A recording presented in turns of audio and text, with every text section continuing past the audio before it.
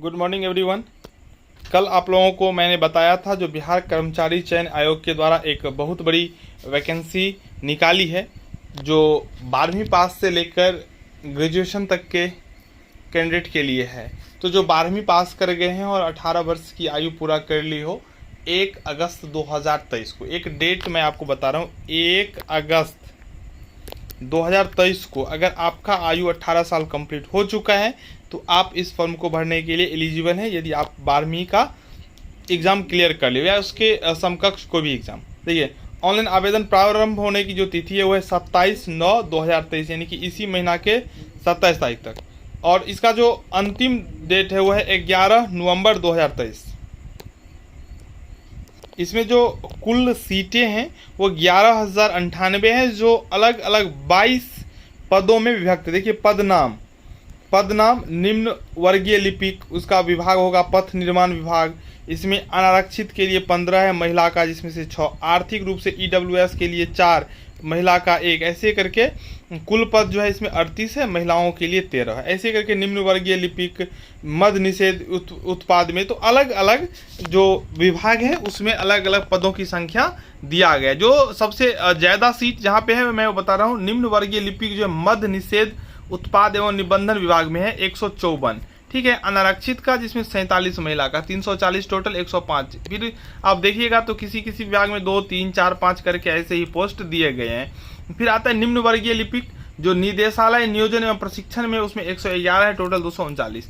ऐसे ही करके आपको जहां मुख्य सीट जो है वो मैं आपको दिखाता हूँ। राजस्व कर्मचारी, रेवेन्यू ऑफिसर, राजस्व एवं भूमि सुधार विभाग, आपको ब्लॉक में यह नाम आपको दिख गया होगा, ठीक है। उसका जो योग्यता चाहिए न्यूनतम वो है इंटरमीडिएट, इससे ऊपर की हो तो अच्छी बात है। इसमें टोटल जो अनारक्षित का सीट है UR का वो 1637, इसमें महिलाओं के लिए 480 सीट आरक्षित है। टोटल जो इसमें EWS की मैं बात करूं तो EWS 345 है, EWS फीमेल 106, टोटल 3559 सीट है, ठीक है।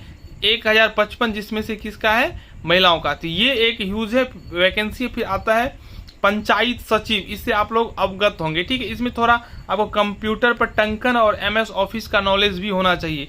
इसमें भी 3532 सीट है, तो मैक्सिमम सीट जो है इन दोनों में है। टोटल देख लीजिए, यहाँ पे मैं आपको बता देता हूँ। देखिए टोटल कितना विभाग है, 22 विभाग, ठीक है।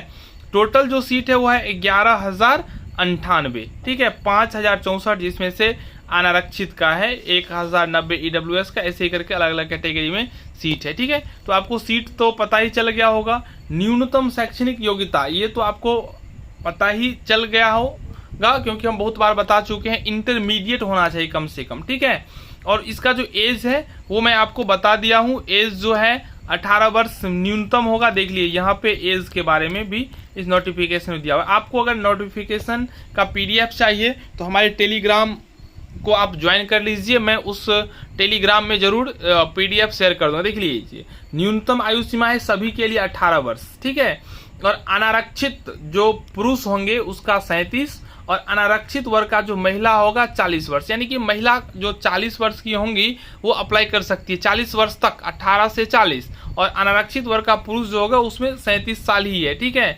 फिर आता है अनारक्षित वर्ग का महिला, उसमें 40। और फिर पिछड़ा वर्ग, अत्यंत पिछड़ा वर्ग, पुरुष हो या महिला 40 वर्ष तक का अप्लाई कर सकती है। मैक्सिमम एज की मैं बात कर रहा हूँ। और एज का जो गणना होगा देखिए वो 1 अगस्त 2023। आप क्या कीजिएगा तो अपना सबसे पहले लिख दीजिएगा 1 अगस्त 2023, उसमें से अपना डेट ऑफ बर्थ को क्या कीजिएगा, घटा दीजिएगा। अगर आपका यहाँ पे 18 आ जाता है ना, इसका मतलब आप इस फॉर्म को फिलअप करने के लिए एलिजिबल है, ठीक है। नेक्स्ट वीडियो में मैं हो सकता है तो न्यूनतम जो डेट ऑफ बर्थ होगा वो मैं आपको बता दूंगा। अगर वो आप पार कर लिए हैं, उसके बाद आपका जन्म हुआ हो तो आप भर सकते हैं, ठीक है, यानी कि उससे पहले का होना चाहिए। चलिए, तो ये हो गया आपका एज। इसमें जो फी की बात कर लें तो परीक्षा शुल्क जो है ना, सामान्य वर्ग के हों, पिछड़ा वर्ग के हों, अत्यंत पिछड़ा वर्ग के हों, पुरुष होंगे तो 540 रुपया लगेगा। अनुसूचित जाति जनजाति या ये कहें सभी के लिए 135 रुपया लगेगा। बिहार से बाहर महिला हो या पुरुष हो 540 रुपया, ठीक है। तो परीक्षा फी भी आपको पता चल गया होगा। एग्जाम जो है वो वस्तुनिष्ठ होगा, एग्जाम जो होगा क्या होगा, वस्तुनिष्ठ होगा, ठीक है। चलिए अगर 40,000 से अधिक आवेदन आते हैं तो 2 चरणों में या कई चरण में भी एग्ज़ाम होने की संभावना होगा। और जब ऐसा होता है तो नॉर्मलाइजेशन के थ्रू जो है रिजल्ट तैयार किया जाता है। ठीक है, तो आगे हम बात करेंगे नॉर्मलाइजेशन क्या होता है, आपको इस स्थिति में क्या करना है, कैसे एग्जाम देना है।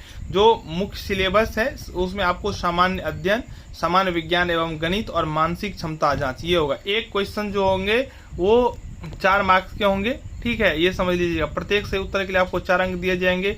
कुल 150 प्रश्न होगा। नेगेटिव जो है वो है प्रत्येक गलत उत्तर पर 1 अंक आपका कट जाएगा। परीक्षा का अवधि होगा 2 घंटा 15 मिनट। पहले पीटी, फिर आप जब पीटी क्लियर कर लेंगे तो फिर मेंस का एग्जाम आपको देना होगा। ठीक है, तो यही है इसमें मुख्य बात, आपको यही समझना है। जो आप जो ऑनलाइन आवेदन करेंगे वो कब से करेंगे, तो ऑनलाइन आवेदन करेंगे 27/9/2023 से, और आवेदन करने का जो अंतिम तिथि होगा वो होगा 11 नवंबर 2023। इसमें परीक्षा फी जो है जनरल कैंडिडेट के साथ साथ पुरुष का जो है वो 540 लगेगा, बाद बाकी को 135 महिला का। ठीक है, अलग अलग कैटेगरी में अलग अलग सीट है जो मैं आपको बता ही दिया हूँ। अब रही बात सिलेबस का, तो इसमें जीएस रहेगा, फिर उसके बाद साइंस रहेगा और मैथ, और उसके बाद रीजनिंग। ठीक है, ये आपका सिलेबस होगा। टोटल 150 प्रश्न होंगे 4 मार्क्स का। ठीक है, आपका जो एग्जाम ड्यूरेशन होगा 4 घंटा 15 मिनट होगा। सभी प्रश्न वस्तुनिष्ठ होंगे पीटी का, उसके बाद फिर मेंस होगा। ठीक है, इसमें अब आपको कुछ जानना बचा नहीं। हम डिटेल्स सिलेबस कल अपलोड कर देंगे। लगातार इस चैनल के माध्यम से वीडियो अपलोड होता रहेगा। बस आप लोग चैनल को सब्सक्राइब नहीं किए हैं तो चैनल को जरूर सब्सक्राइब कर लें। इससे लगातार आपको पढ़ाया भी जाएगा, चाहे वो रीजनिंग हो, मैथ हो, साइंस हो। ठीक है, जीके जीएस सबका क्लास लगातार अपलोड होगा।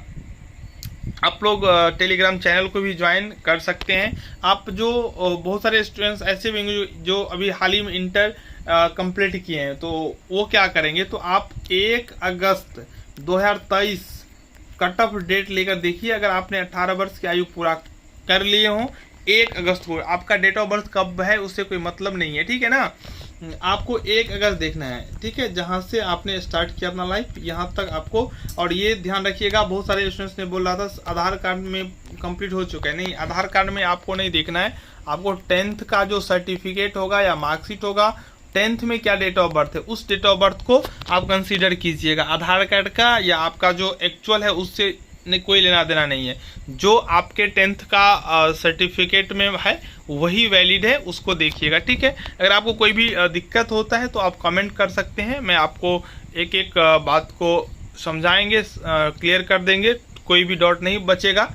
तो अभी के लिए इतना ही। कल डिटेल्स में हम सिलेबस देखेंगे, कौन कौन टॉपिक किस सब्जेक्ट से पढ़ना है। तो अभी के लिए इतना ही। Bye, good night.